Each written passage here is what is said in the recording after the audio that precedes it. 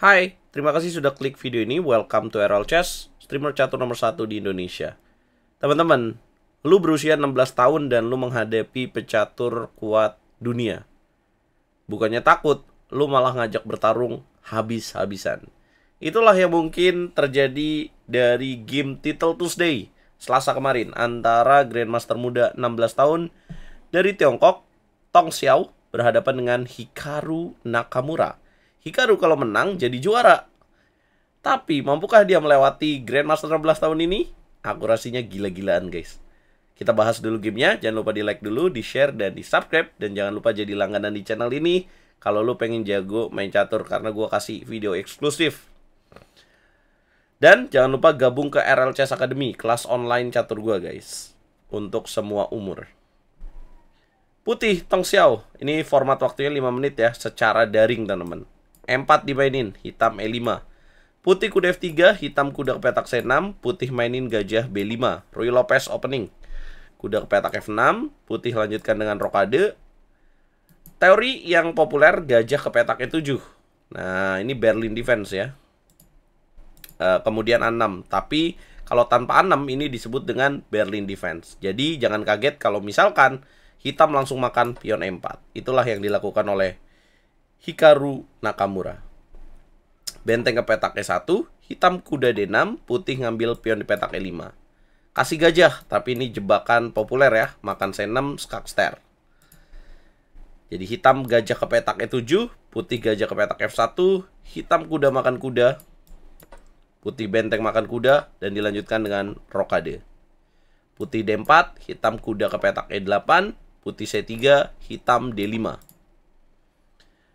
Putih bishop ke petak D3, hitam bishop D6, kasih pion tapi tipuan ya, akan terjadi discover check.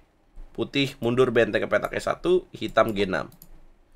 Menutup ancaman diagonal ke petak H7, mencegah queen ke petak H5 juga. Putih kuda ke petak D2, hitam kuda ke petak G7, putih kuda ke petak F3, hitam C6, putih bishop E3, hitam mainkan bishop F5. Pinter banget nih Hikaru Nakamura ya. Dihilangin gajah berbahayanya. Putih queen D2, pertukaran bishop terjadi, queen makan D3, benteng ke petak E8. Kalian bisa lihat ya, secara manajemen waktu Hikaru Nakamura sangat cepat sekali. Putih bishop G5, hitam F6.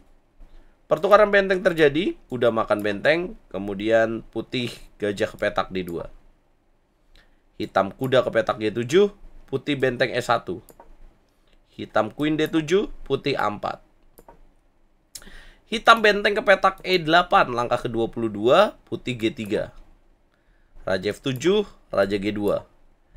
Tukar benteng, dimakan lagi pakai kuda. Kuda ke petak F5, queen ke petak F3, queen ke petak E6, putih kuda D3, hitam queen E4. Kalau makan, pion hitam makin maju. Putih A5.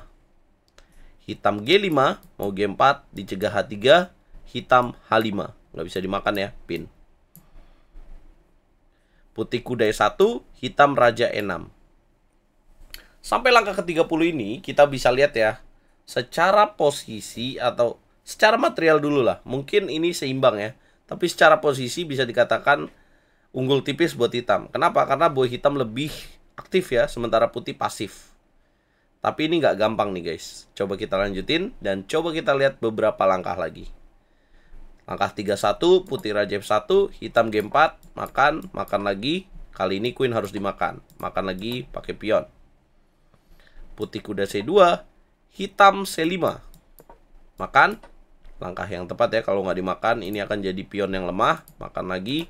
Dan kemudian C4 mencegah raja D5. Bisa bahaya rajanya masuk. Hitam mainkan langkah A6. Putih raja E2. Hikaru pede banget nih. Kuda langsung ditukar di petak D4. Kuda makan kuda, dimakan lagi. Putih B3, hitam F5. Putih gajah E3, hitam gajah C3. Masuk langkah ke-40. Teman-teman, apakah ini unggul buat siapa? Putih atau hitam? Ya, mungkin pion A5-nya lemah ya, tapi cara ngambil pion A5 juga nggak gampang, nggak bisa. Nah, bisa dikatakan ini seimbang. Kemudian, game ini berlangsung masih cukup jauh ya. Jadi saya coba cepetin. Berikutnya, putih coba menukar bishop dan hitam terus menolak ya. Terus terjadi ancaman dan hitam coba mengambil pion pada petak A5 sambil membuat langkah tempo. Ya, ini mungkin faktor lainnya adalah Hikaru coba ngambil waktu dari putih ya. Coba membuat putih kehabisan waktu. Karena format dari Title Tuesday sekarang tanpa bonus waktu. Nah, ini posisi yang menarik ya. Langkah ke-49, raja ke petak C5. Harus dicegah, gajah 7, kemudian raja C6, balik lagi ya. Harus di momen yang tepat, hitam gajah B4 ya. Nah, di sini terjadi penawaran pertukaran bishop yang bisa dilakukan oleh hitam ya, bishop ke petak C5. Tapi apakah ini akan berhasil? Ini bisa menang buat putih karena ada langkah raja F4. Karena putih bakal lebih cepat dapat pion F5. Contoh kalau makan raja ke petak E6 akan B4. Kalau raja ke petak F6, C5. Jadi nggak ada menangnya hitam. Raja ke petak E6 bakal didorong C6. Akhirnya hitam raja E6, putih mundur lagi raja E2, dan jadi susah lagi. Nah, sampai akhirnya ada momen di langkah ke 58, hitam menukar pion F4. Supaya nggak kena 50 langkah mungkin ya. Kemudian gajah E3 ya jelas masih susah ya di sini. Kemudian putih pasif ya, hanya menunggu seperti tadi. Yang penting menjaga pion A5-nya, karena pion A5-nya sangat penting sekali. Dan hitam akhirnya langkah ke-69 mendorong pion G3. Jadi makin tipis nih. Pionnya tinggal sama-sama 3. Langkah ke-71, putih B4, gajah E5, raja E3, raja F5. Kemudian raja ke petak E2, gajah D4. Kemudian gajah ke petak H6, gajah C3, gajah F8, gajah B2, gajah E7, raja E5. Kemudian gajah C5 mencegah, penting banget ya, raja masuk ke petak D4.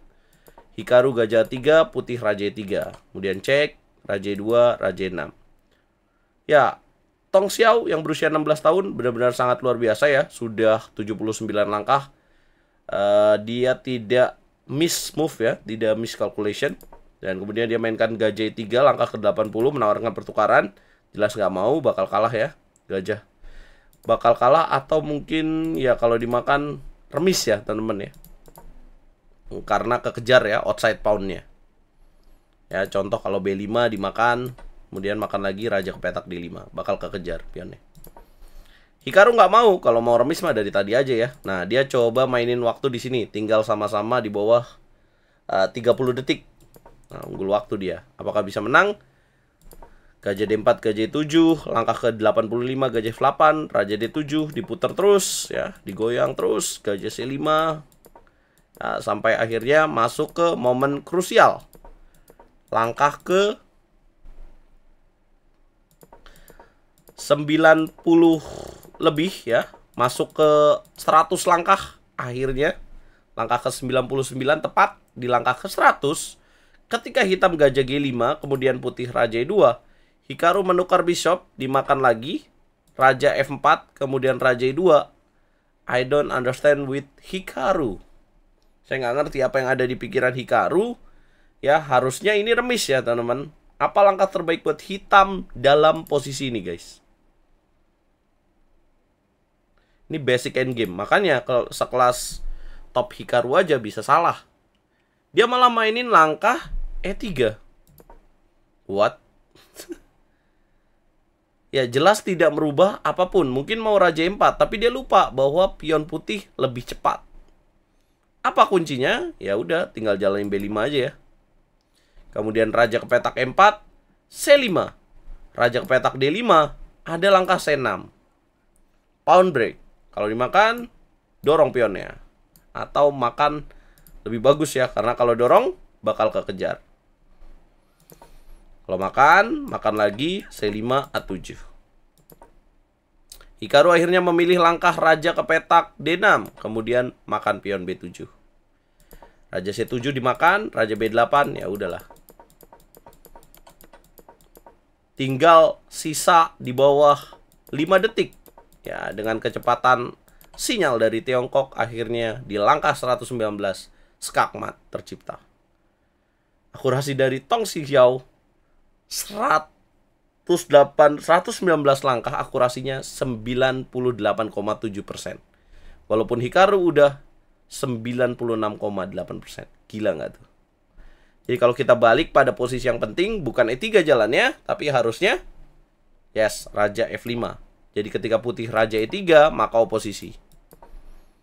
Nah, di sini putih mungkin akan tukar pion ya. Kalau nggak tukar pion, rajanya masuk Raja Hitam. Makan lagi Raja D5. Apabila 6 terkejar, apabila B6, Raja ke petak C6. Makan Raja B5. Raja ke petak D5 dimakan. Raja ke petak C5, Raja 6. Ya remis ya, Raja C4 makan, rumus basic endgame. Kenapa ini bisa terjadi? Kayaknya sih mungkin kecepatan pre-move atau ya blunder. Gara-gara kekalahan ini bikin Hikaru Nakamura terpental dan akhirnya keluar dari zona juara. Ini viral banget ya game ini. Apa komentar kalian teman-teman?